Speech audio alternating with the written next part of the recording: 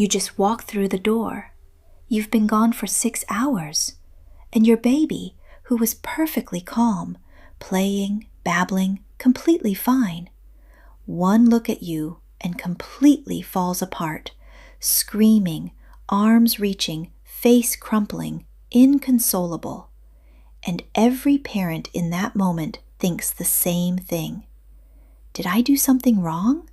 Is this separation anxiety? Is my baby mad at me? Some parents feel guilty. Some feel rejected. Some feel like they're failing somehow because shouldn't the baby be happy to see them? Here's what nobody tells you. That cry, that specific gut-wrenching cry you hear the moment your baby sees your face after missing you, is not a sign that something is wrong. It is one of the most sophisticated emotional responses that exists in the human brain, and the neuroscience behind it will completely change how you see your child. The obvious explanation is that your baby was holding it together while you were gone, and then let go the moment you came back, like a pressure valve releasing. And that's partially true, but it's also almost completely wrong because it misses the deeper question. Why does your baby feel safe enough to fall apart only with you? Why not with the caregiver who was there all day? Why not when a stranger walks in? Why only when they see your face? The answer has almost nothing to do with separation and everything to do with how your baby's brain is wired at a biological level. Researchers at the University of California, Berkeley, published findings that reframe this entirely. What you're watching is not a breakdown. It is your baby performing a precise, targeted emotional signal aimed specifically at the only person in the world their brain categorizes as a safe base. In other words, your baby isn't crying because you left. They're crying because you came back. And that distinction changes everything to understand what's actually happening. You have to go back to 1969. A British psychiatrist named John Bowlby had spent decades studying children who were separated from their caregivers, orphans, evacuees, hospitalized children. And he noticed something that nobody had systematically studied before.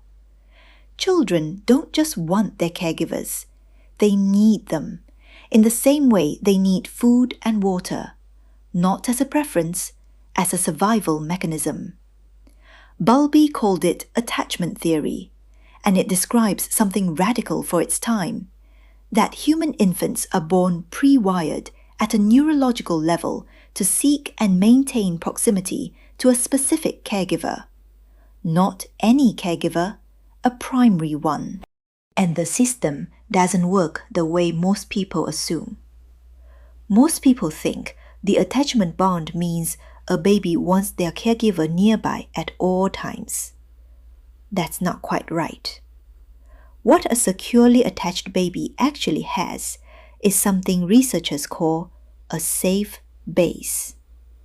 A person whose presence gives them the psychological permission to explore, to be independent, to feel things, to fall apart.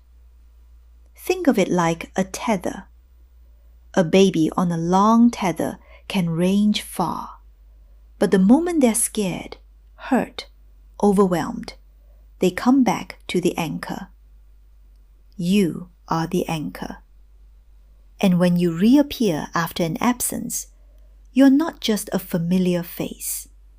You are the activation signal for every backed up emotion your baby's nervous system has been managing, suppressing, or deferring while you were gone.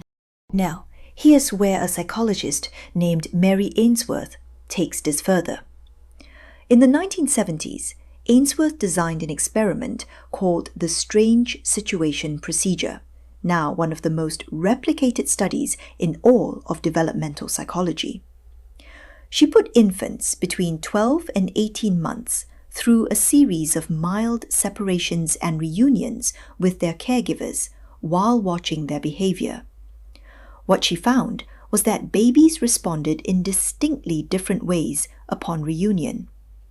Securely attached babies, those with sensitive, responsive caregivers, cried.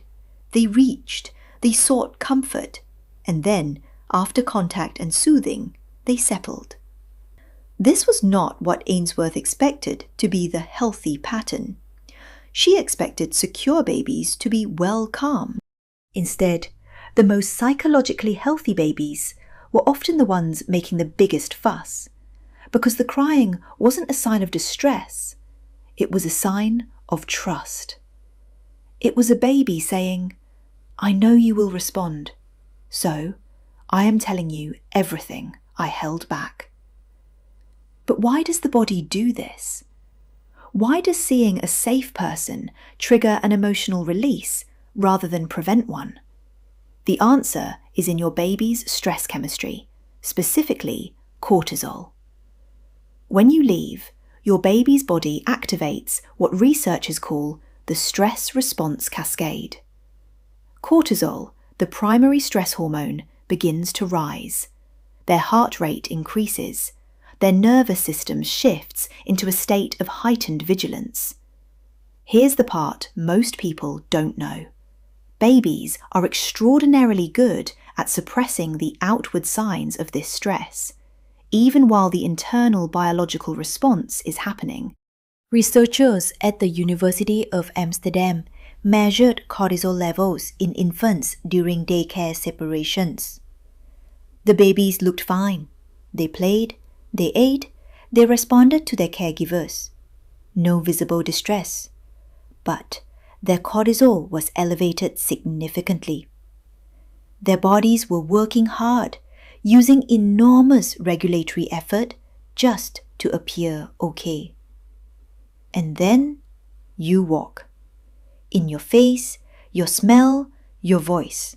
These are processed in your baby's brain as safety cues that directly downregulate the stress response. Oxytocin rises, cortisol begins to fall. The threat assessment part of the brain, the amygdala, gets a signal. You can stand down now. And the moment that suppression lifts, the moment the nervous system stops working so hard to contain everything, the backed up emotional load comes out all at once. This is called reunion stress discharge, and it's not unique to infants. You've experienced it yourself. Think of the last time you were in a genuinely stressful situation. Not dangerous, just prolonged and draining. A long work presentation, a difficult medical appointment, a hard conversation. You held it together. You were professional. You were composed. And then you got home. You saw someone you trusted, and something cracked open. That was the same mechanism, the same neurobiological process, just happening in an adult brain with more regulatory bandwidth. In a 12-month-old, that bandwidth is almost non-existent. The release is total and immediate. This is why your baby doesn't cry like this with the daycare teacher or the grandparent or the babysitter. Those people may be warm, caring, and familiar, but they are not the attachment figure. Only you have the neurochemical key. And here's where it gets extraordinary. In 2015, a team at Abu University in Japan published findings in Science, one of the most rigorous journals in the world, showing that when a dog and its owner gaze at each other, both experience simultaneous rises in oxytocin.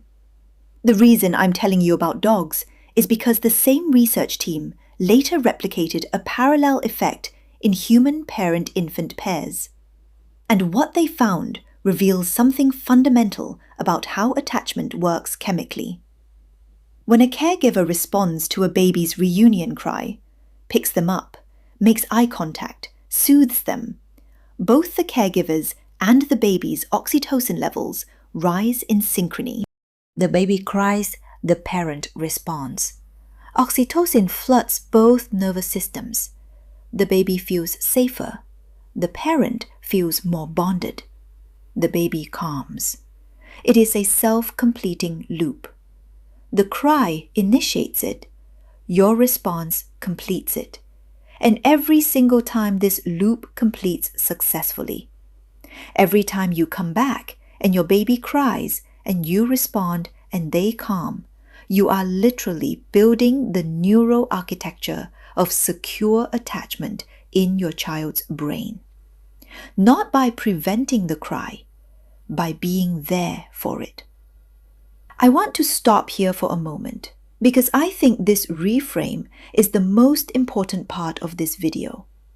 Every parenting culture in the world gives parents an implicit message.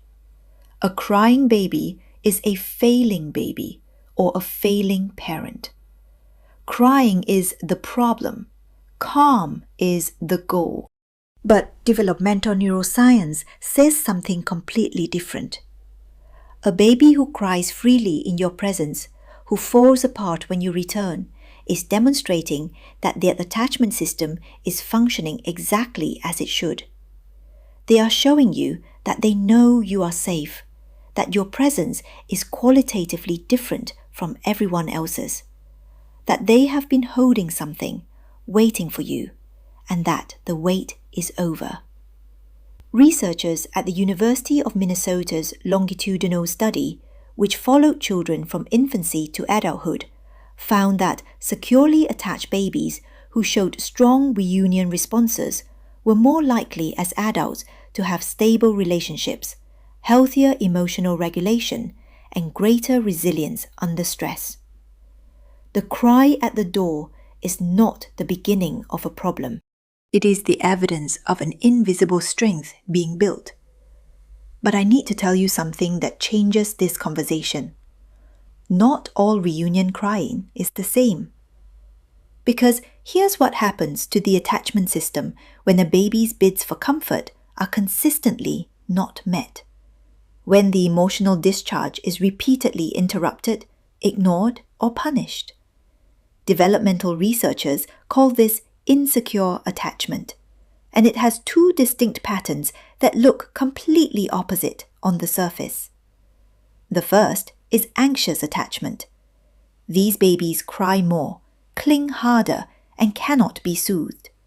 They don't trust that you'll return, so they escalate. Every goodbye becomes a crisis.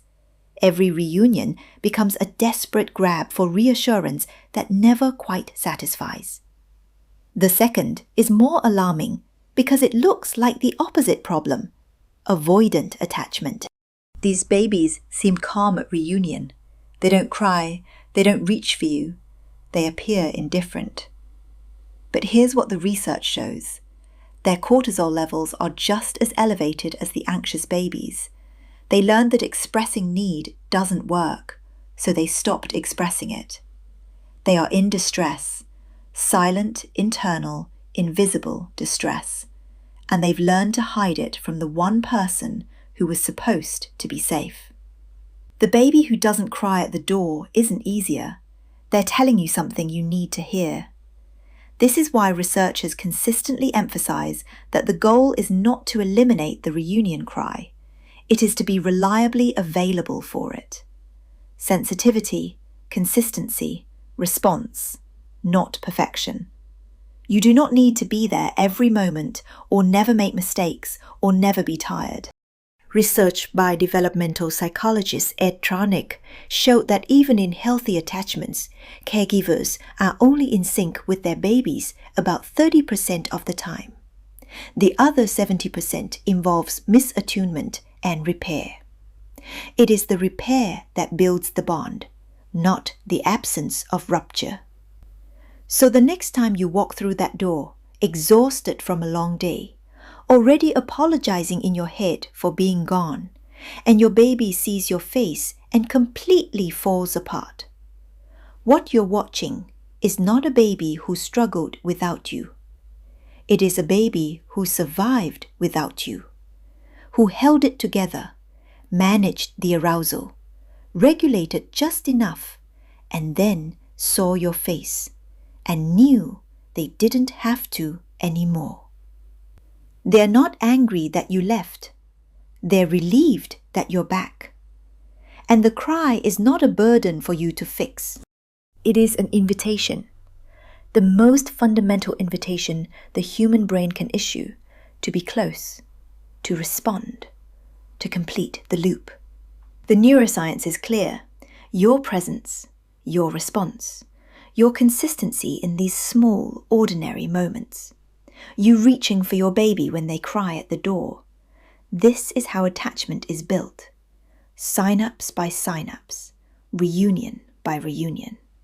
And the research suggests that this invisible work you do right there in the hallway, shoes still on, is one of the most important things you will ever do for your child. If this reframed how you see your baby, subscribe, because every video in this series goes this deep. And drop a comment below. Does your baby do this? Do they hold it together all day and then fall apart the moment they see you?